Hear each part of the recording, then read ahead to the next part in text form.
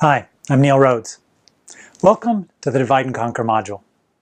In the last module, you learned about how to use greedy algorithms to solve particular classes of problems. In this module, you'll learn about ways of solving problems using divide and conquer algorithms. The term divide and conquer is quite old, and when applied to war, suggests that it's easier to defeat several smaller groups of opponents than to try and defeat one large group. In a similar fashion, divide and conquer algorithms take advantage of breaking a problem down into one or more subproblems that can then be solved independently. Just as not all problems can be solved with a greedy algorithm, not all problems can be solved using divide and conquer. Instead, these are both techniques that are part of a toolbox of strategies to solve problems. As you're designing an algorithm, you'll need to consider whether or not a greedy algorithm might work. If not, would a divide and conquer algorithm work? Let's look at the general structure of a divide and conquer algorithm. Here we have a problem to be solved, represented abstractly as a blue rectangle. We break the problem down into a set of non-overlapping subproblems, represented here by colored rectangles. It's important that these subproblems be of the same type as the original. For example, here's a way to break down the original rectangle problem into a set of subproblems that are not of the same type. These subproblems are triangles. Thus, this does not represent a divide and conquer algorithm.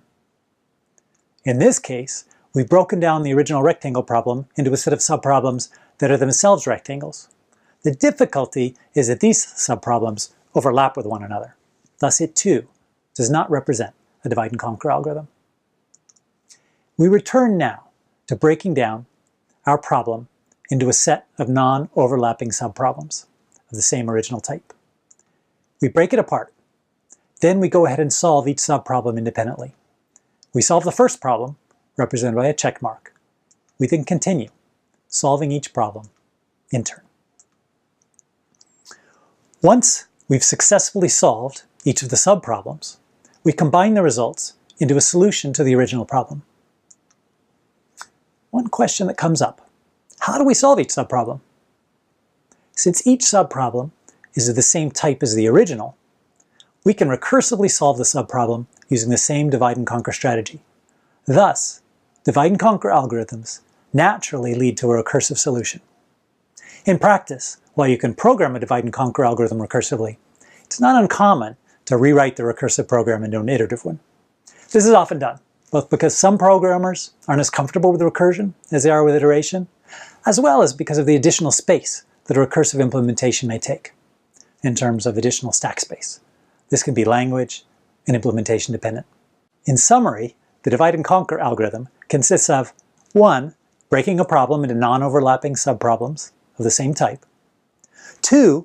Recursively solving those subproblems, and 3. Combining the results.